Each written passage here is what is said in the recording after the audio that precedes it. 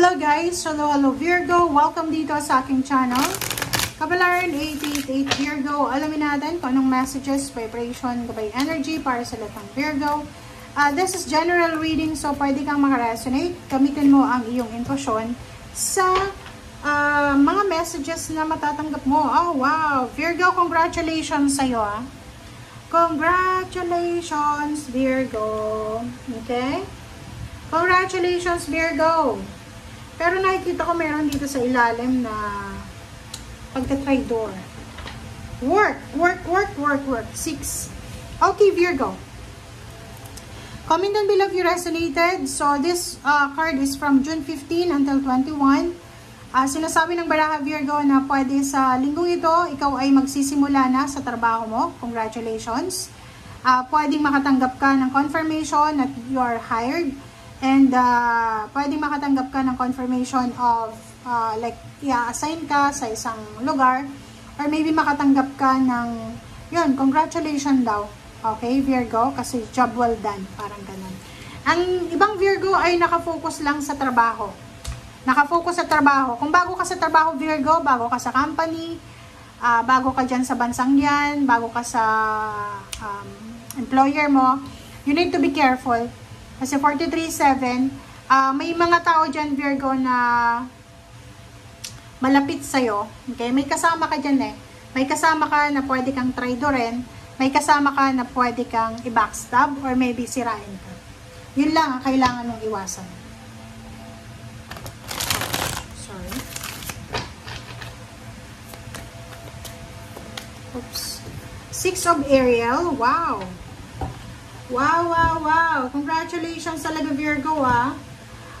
Virgo, sinasabi ng 6 of Ariel sa'yo na yung material needs mo ay posibleng ma-accomplish mo, like, or mahanapan mo ng solusyon.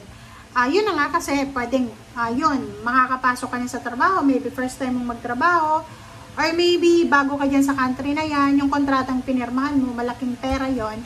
Kung businessman yan, malaki yung output, malaki yung, kumbaga, result, outcome, or kung ano pa man siya. So, sinasabi ng baraha, ihanda mo ang sarili mo, unexpected material needs get fulfilled in magical way. Okay? So, sinasabi ng baraha, dito 6 of Pentacles, ihanda mo yung sarili mo kasi possible na may mga tao na hihingi sa'yo ng tulong, or ikaw to nanghihingi ng tulong sa iba. So, basta, balance. Balance, be grateful, be thankful, be kind, and accept help. And if you are capable of helping someone, tumulong ka sa kahit anong paraan. Okay?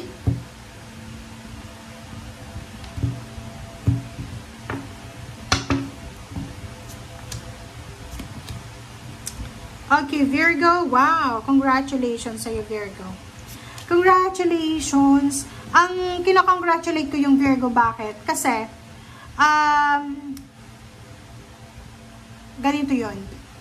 Meron ditong Virgo na posibleng siya ay makakatanggap. Kung single ka ha, single ka ba? Comment down below, babae or lalaki, Virgo, posibleng makatanggap ka ng love offer. Prince of Cups siya eh. Love offer, and work offer. So, magkaiba siya. So, maybe this week, kailangan mong gumawa ng desisyon. Kailangan mong maging practical, maging wise. Kailangan mong mamili. Ibig sabihin, kung gusto mong kumita ng malaki, kailangan mong i-ignore yung emotional offer.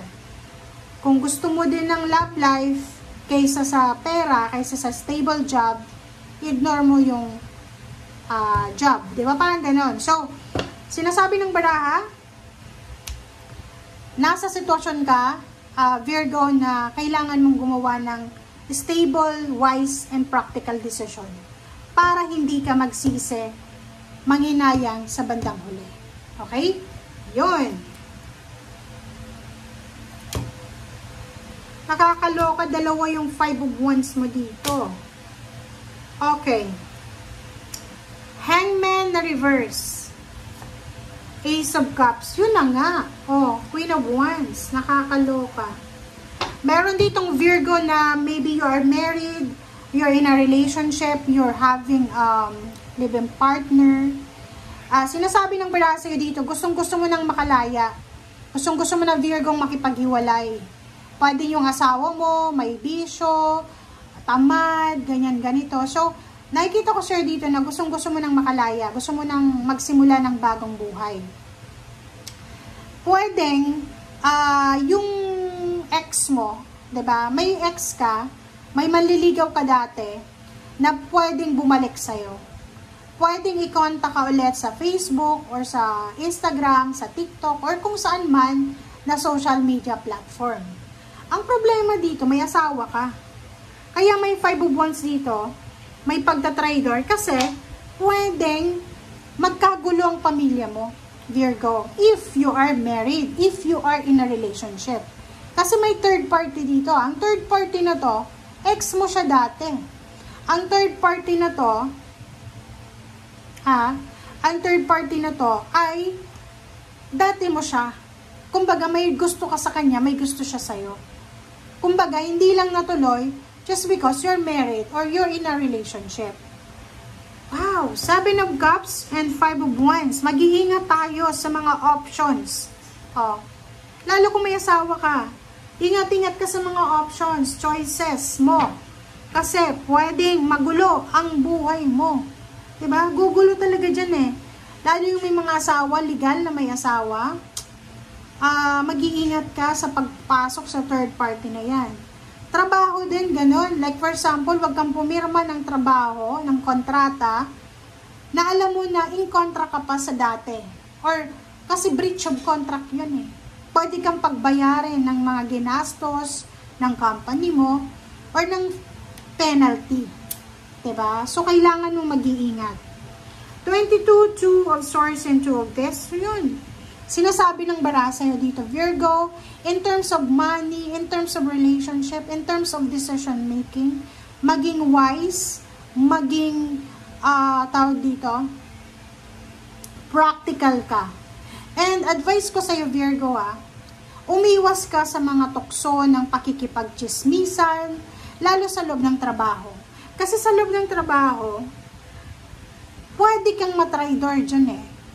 Maybe may mga tao dyan sa paligid mo na masyado silang nasasaktan, or maybe na-insecure sila, or na-outgrow mo sila, or hindi ko alam, na kailangan mong maging careful, lalo kung bago ka pa lang sa trabaho. Ganyan ang kalakaran, di ba? Pag halimbawa bago tayo sa trabaho, huwag tayong bida-bida. Kailangan natin na magmatsyag tayo na, aralin mo kung ano yung galawan. Kasi ganun eh. Kasi pag pinakita mo agad na magaling ka, maraming maiinggit sa yung dating mga nauna pa sa'yo. And sila din mismo ang maging traidor. Sila mismo ang gagawa ng gulo para sirain ka. Relationship ganun din Ingat-ingat tayo sa pagpasok sa third party. Ingat-ingat tayo sa mga illegal na gawain, mga ganyan. Kasi kahit sabihin natin na walang nakakikita dyan, hindi ka mabubuntis o hindi ka makakabuntis kasi may prescription. Ano bang tawag nun? Prescription mo? Hindi prescription eh. Sorry nawala ako. God. Ano ba yun? Sinasabi ng Barasio Virgo na nakikita ka ng Panginoon. And karma, believe. Maniwala ka sa karma. Maniwala ka na may karma. Ang ginagawa ng mga tao sa ngayon, ibabalik yan. Kung isa yung ginawan mo, doble yung babalik sa'yo. Kaya yung mga Virgo dito na alam nyo sa sarili nyo na wala naman kayong tinatapakan, wala naman kayong tinatraidor, wala naman kayong ginagawang gulo, huwag kayong matakot sa karma. Pero kung ikaw ay Virgo na alam mo, may asawa ka, may boyfriend ka, may kalibin ka, tapos mayroon ka pang isa na reserba, talagang matakot ka sa karma. Okay? And yun, sa pera din, huwag tayong masyadong mag-isip ng pera. Kasi pera yung isa sa dahilan kung bakit nagkakagulo ang mundo. Pera ang dahilan kung bakit nasisira yung pamilya. Or minsan, nasisira yung pamilya because of siguro, hindi natin alam. Pero isa ang pera sa mga rason na yan. Okay? Thank you guys for watching. Bye!